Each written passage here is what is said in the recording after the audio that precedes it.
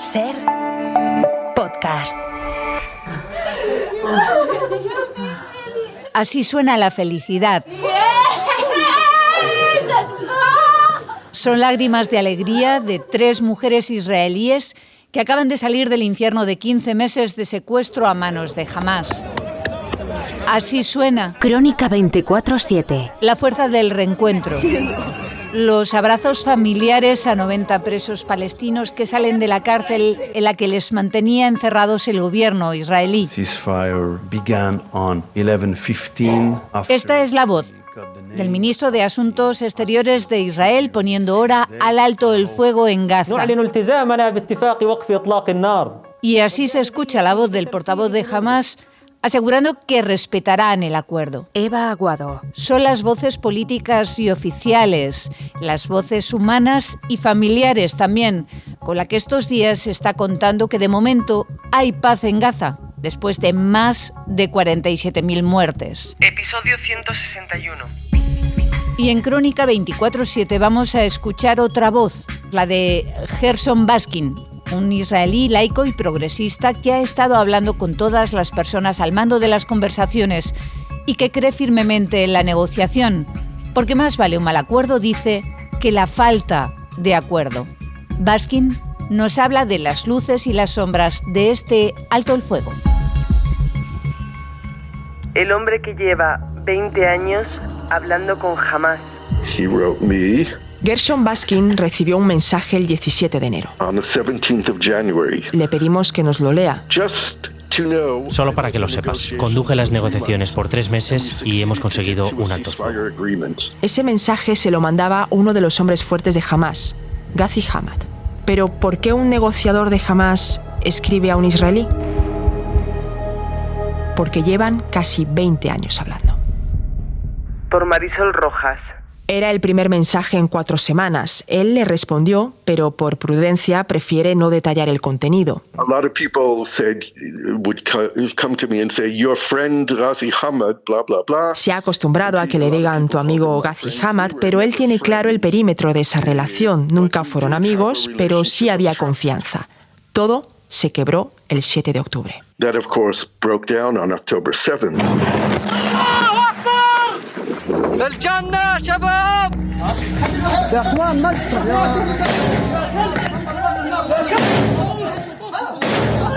Poco después de los atentados, el que había sido su contacto durante años, se sentaba en un plató de la televisión libanesa. Decía que había que dar una lección a Israel y que estaban dispuestos a volver a hacerlo, que habría un segundo 7 de octubre, un tercero y un cuarto. La entrevista dio la vuelta al mundo y Baskin le escribió una carta durísima que quiso hacer pública. Le dijo, has perdido la cabeza y tu código moral. Pero poco después un amigo palestino me dijo, tu relación con Ghazi Hamad podría salvar vidas, y le volví a escribir. Le dije, si hablando podemos salvar vidas, quiero seguir hablando contigo. Unas semanas después me contestó y empezamos a hablar, pero la relación es muy diferente a la que era antes del 7 de octubre. Tomar esa decisión no fue fácil, pero el motor de Baskin es la impotencia. La impotencia que sintió cuando Hamás ejecutó al primo de su mujer, un judío iraquí. Cuando estaba en el funeral, delante de su tumba, se prometió a sí mismo que si alguien le pedía ayuda para salvar una vida, lo haría. Y así fue.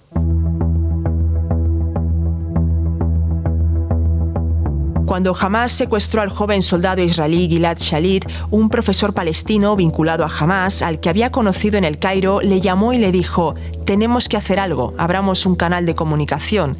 Así empezó a hablar con Ghazi Hamad. Era el 1 de julio de 2006. Desde entonces ha contribuido a negociar altos el fuego y canjes de rehenes. Su mayor logro fue la liberación de ese soldado. A cambio, el primer ministro Netanyahu tuvo que liberar a más de 1.000 presos palestinos. Uno de ellos era Yahya Sinwar. Años después, sería líder de Hamás y el cerebro del ataque del 7 de octubre. Le preguntamos por el acuerdo que está en vigor. Es un mal acuerdo, pero es mejor un mal acuerdo que ningún acuerdo. Estamos hablando de salvar vidas. Y con un alto el fuego, Israel no va a seguir matando en Gaza y hay rehenes que volverán vivos a casa. Dice que hay dos puntos débiles. El primero es que tardará mucho en implementarse y el segundo es que no sabemos cómo va a acabar esta partida. No sabemos quién va a mandar en Gaza y ese es uno de los puntos problemáticos. Es una ironía porque Israel entró en esta guerra para destruir a Hamás, pero no puede recuperar a los rehenes si Hamás no controla Gaza.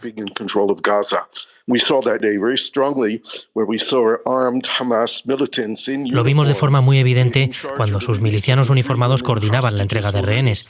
Si Hamás no controla el territorio, perdemos a los rehenes. Esa es la contradicción.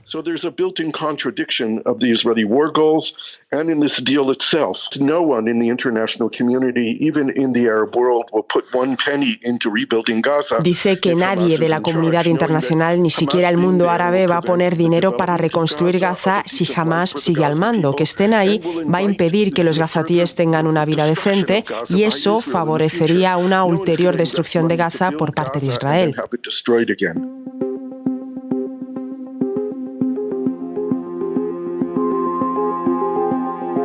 Baskin sabe descifrar los códigos de Hamás, la lógica con la que funcionan. Le preguntamos si vive en este acuerdo como una victoria. Ellos piensan que conmocionaron a su enemigo y que devolvieron el asunto palestino a la arena internacional. Fueron más astutos que los israelíes, mataron a 1.200 personas y secuestraron a centenares de israelíes. Y ahora han conseguido liberar a presos palestinos.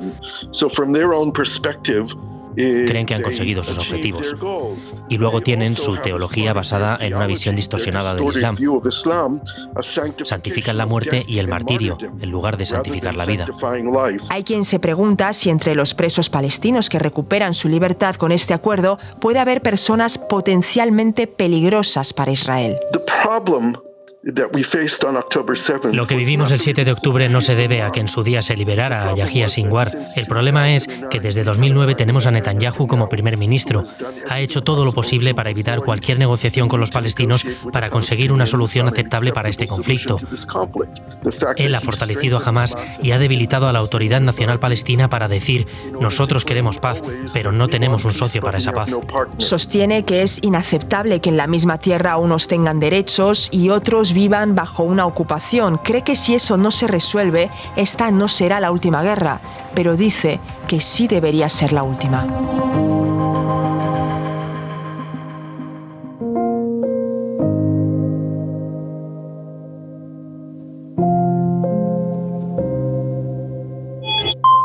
Crónica 24/7.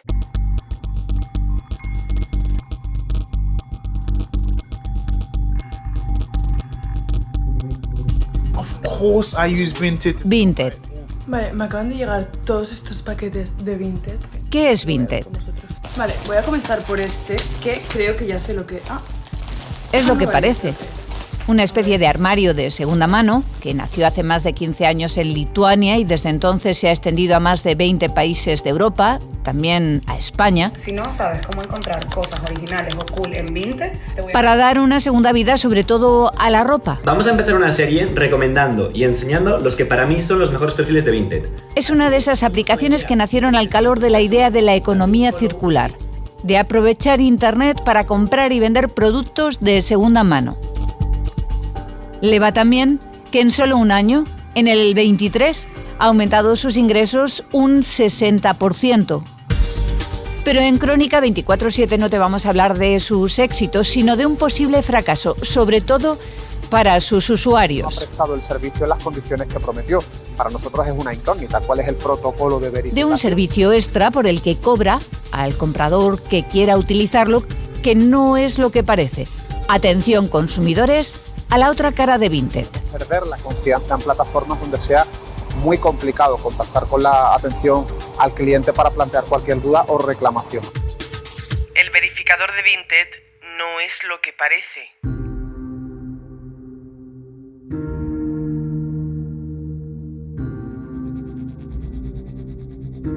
Hace tiempo que Elena quería un pantalón de la marca japonesa Ebisu, Su precio es bastante elevado, como mínimo unos jeans cuestan más de 340 €, por eso decidió buscar unos de segunda mano y lo hizo a través de Vinted. Por Minerva Marcos. Yo estaba buscando un modelo en concreto y los encontré y vi que los tenía a buen precio y pues los compré. Elena utilizó el sistema de verificación que esta aplicación ha puesto en marcha en 10 países europeos. Entre ellos se encuentra España y que presentan así en su web. Con nuestro servicio de verificación del artículo podrás seleccionar artículos de diseño de segunda mano para que nuestro equipo de expertos compruebe su autenticidad. Examinarán el artículo para verificar que estás gastándote el dinero en algo auténtico. Se pagan 10 € extra por artículos de marca que cuestan más de 100 y ellos, en teoría, se encargan de revisarlo. Lo llevaron al centro de verificación, eso hizo que el envío tardara bastante más en llegarme a mí. Lo verificaron, me llegó una notificación de que había pasado la verificación y me llegaron en un guardapolvos de Vinted con una etiqueta firmada de la persona que lo había verificado. Todo iba bien hasta que abrió el paquete. Y en cuanto cogí el pantalón vi que eran falsos porque en todo el pantalón ponía la marca escrita con 2 Vs. La marca se escribe EVISU. O sea, yo sin ser experta y cualquier persona sabía que eran falsos. Obviamente me indigné porque encima había pagado por un servicio de verificación. Vinted dispone de un equipo de 22 verificadores. Si se paga el complemento, el paquete llega a las oficinas de la compañía en Hamburgo y cuando pasa el filtro se lo envían al comprador.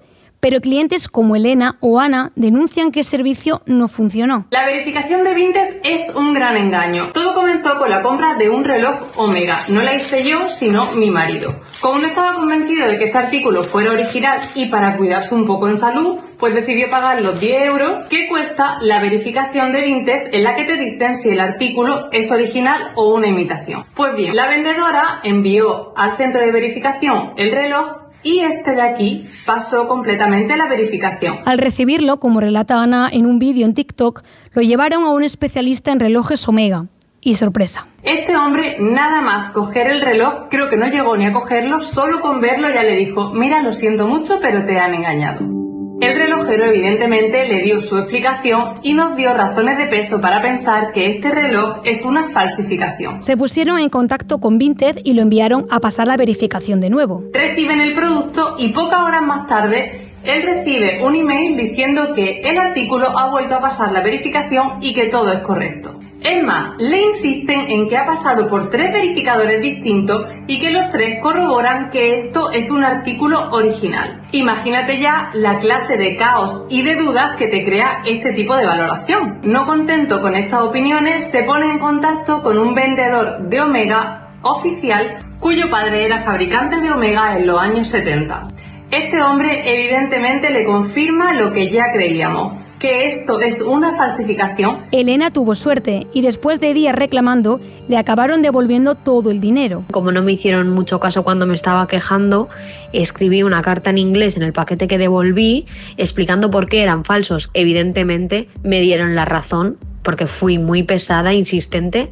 Tardaron como un mes en solucionármelo, pero al que me vendió los pantalones no le cerraron la cuenta ni pasó nada. En cambio, Ana tuvo que quedarse el reloj aun sabiendo que era falso. Para este tipo de situaciones, Facu advierte al comprador de los pasos que debe seguir. Rubén Sánchez es su portavoz. El caso de que Vinted se niegue a asumir esa responsabilidad, devolver todo el dinero cuando tras pagar el servicio de verificación de falsificación pues no haya funcionado, no lo haya hecho correctamente, se puede denunciar a la empresa ante la Autoridad de Protección al Consumidor de la Comunidad Autónoma del Consumidor para que le abra un expediente sancionador. Desde el Ministerio de Consumo también insisten en que Vinted es responsable si se produce algún error en el servicio. El director general de Consumo, Daniel Arribas, añade: en el momento en que una de estas plataformas presta servicios adicionales de los que se responsabiliza directamente, la normativa de consumo aplica y por tanto se debe garantizar que estos servicios se prestan de una forma adecuada y conforme a la normativa.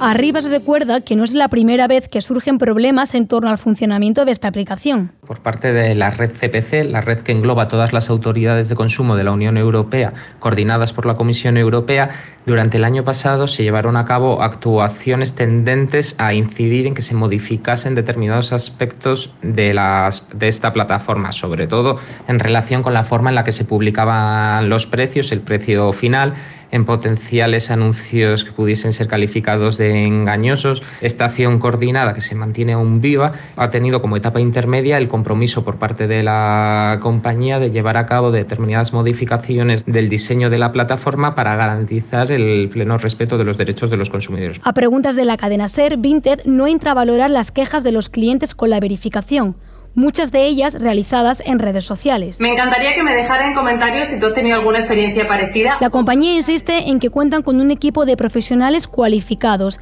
aunque admiten, eso sí, que no consultan la originalidad de los productos con las marcas afectadas, algo que sería una garantía más fiable y que otras aplicaciones similares sí hacen. Que los verificadores de Vinted no sabemos realmente qué marcas saben verificar, cómo lo hacen o qué criterios cogen para estas verificaciones, pero en este caso ha sido una estafa total. Creo que han añadido esta opción para ganarse un beneficio extra, porque al final son 10 euros que tú pagas de más. De todo esto, tanto Elena como Ana sí que han aprendido algo. Lo que me quedó claro es que no se pueden comprar artículos de lujo en Vinted porque es una timada. O sea, no hay un experto que lo está verificando. A mí, desde luego, me ha cambiado el chip por completo y si tenía pensado comprar algún artículo de lujo a través de la plataforma, no lo voy a hacer porque no me fío un pelo de la clase de verificación que hacen. Según su propia experiencia, el servicio de verificación de Vinted no es tan perfecto como lo pintan. Crónica 24/7. Verás, la razón por la que esta región es tan propicia para el vino es porque el aire del Pacífico sopla por la noche y enfría las uvas. Hace ya décadas que se puso de moda un concepto como el enoturismo, eso que hacen dos amigos en la película Entre copas, de pasar un buen rato, de evadirse, visitando bodegas, recorriendo viñedos. Primero, levanta la copa y examina el vino a contraluz. Observa el color y la limpidez. En Crónica 24/7 te hablamos de otra idea que demuestra que el vino y todo lo que rodea su elaboración es algo más que un producto con más o menos alcohol, con más o menos graduación. Es toda una herramienta de comunicación. En Crónica 24/7 te hablamos de la enodiplomacia. La enodiplomacia es la forma como los territorios, las regiones, promocionan sus vinos, idealmente en el extranjero. Óscar Cabral es un cocinero portugués que tiene muy estudiados los mensajes del vino, los buenos. La configuración de un mensaje de promoción que puede utilizar técnicas de marketing, de diplomacia, basada en los aspectos territoriales, geográficos. Los peores. Por ejemplo, cuando se regala a un musulmán una botella de vino en una comida protocolar, esto es un problema diplomático. En Crónica 24/7 hablamos del poder de una botella de vino incluso en la mesa de los más poderosos. Me gusta pensar en la vida del vino. Sí. Me gusta pensar en toda la gente que cuidó y recogió las uvas. Me gusta ver cómo un vino sigue evolucionando. Por ejemplo, si abro una botella de vino hoy, sabrá distinto a cómo sabría si lo hubiese abierto cualquier otro día. Porque un vino embotellado en realidad está vivo. Una copa de vino en el G7. En las aguas de Ciburu, una localidad del País Vasco francés muy próxima a la frontera, también se fermenta vino. A más de 15 metros de profundidad, Emmanuel Poirmer tiene una bodega submarina.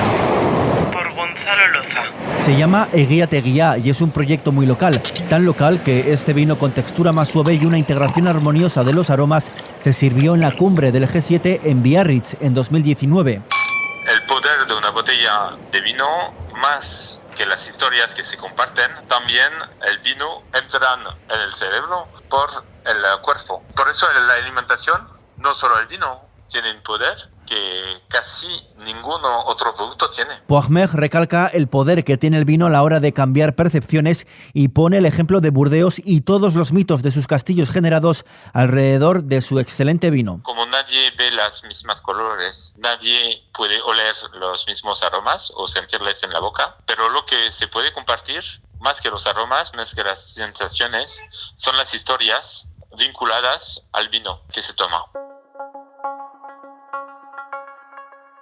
Lo de Burdeos es resultado de años de trabajo en materia de política exterior. Es una estrategia diplomática más para generar poder blando mediante tradiciones culinarias. El investigador en Basque Culinary Center, el portugués Óscar Cabral, está realizando una tesis en la que estudia este fenómeno. Estamos hablando del aprovechamiento de este concepto que es el terroir de los vinos y una singularización territorial, decir, estos vinos son de aquí porque allá, 10 kilómetros al lado, ya no se pueden producir porque los factores de paisaje ya son diferentes. Entonces, es la configuración de un mensaje de promoción basada en los aspectos territoriales, geográficos del local para promocionar, claro, su vino y su forma de consumirlo. Y aquí es donde englobaríamos, por ejemplo, la estrategia que avala el gobierno vasco para crear una denominación de origen propia en Euskadi, separada de Rioja. Cuando se ofrece un vino a alguien basado, por ejemplo, en una denominación de origen, estamos ofreciendo territorio, estamos ofreciendo la ubicación y un cierto regreso al rural, ¿me entiendes? Y también una cosa muy importante que es la singularidad. Singularidad que Euskadi quiere transmitir. Fuentes de Lehendakaritza nos confirman que ellos no regalan vino en reuniones diplomáticas.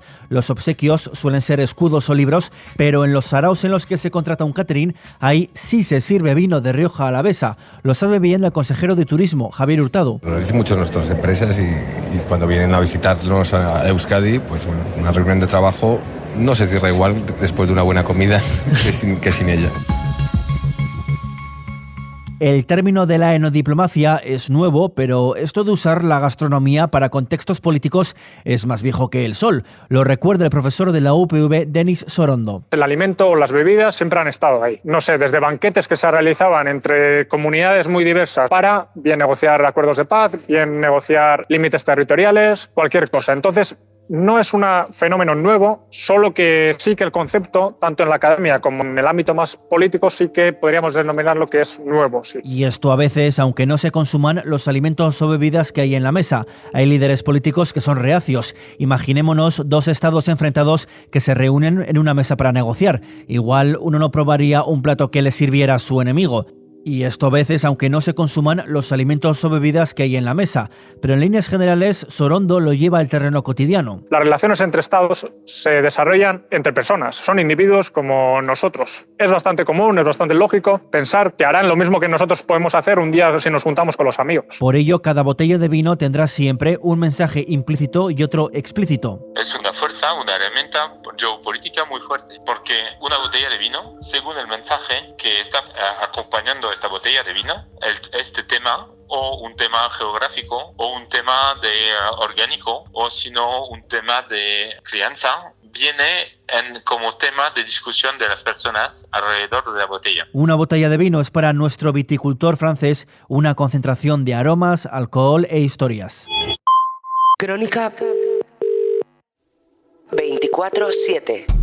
Esto es Crónica 24/7, el podcast de reportajes de la cadena SER que cada semana busca y te ofrece testimonios, historias. Pero poco después un amigo palestino me dijo, tu relación con Ghazi Hamad podría salvar vidas y le volví a escribir.